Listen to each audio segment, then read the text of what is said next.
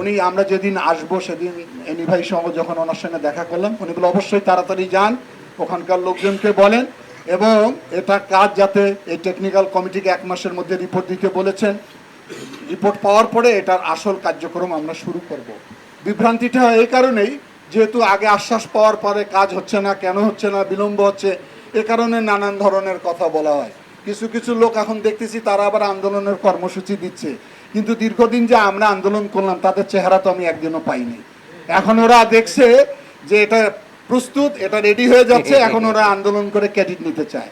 তারা কই ছিল এতদিন? তাদের তো আমরা একদিনও পাইনি।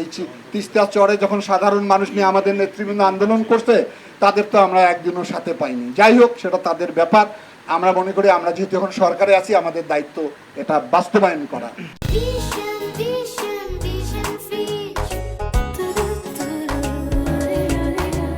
যেই প্রকল্পের গ্রহণ করার ক্ষেত্রে মাননীয় প্রধানমন্ত্রী খুবই আন্তরিক, তিনি নিজে কমিটমেন্ট দিয়েছেন, জাতির সামনে তুলে ধরেছেন এবং আমাদের আশার ক্ষেত্রে আমাদেরকে তড়িৎ নির্দেশনা দিয়েছেন।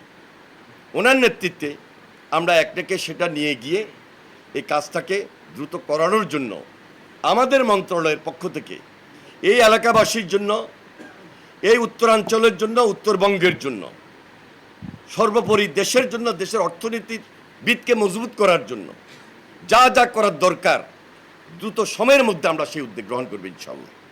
আমাদের মন্ত্রণালয়ের প্রতিমন্ত্রী সাহেব আছেন, সচিব সাহেব আছেন, ডিজি সাহেব আছেন, ইঞ্জিনিয়ার সাহেবরা আছেন, সবাই মিলে এই ব্যাপারে দ্রুত কাজ করছেন এবং কাজ করে আমরা এই প্রকল্পটাকে দৃশ্যমান করার জন্য খুব বেশি চেষ্টা করছি।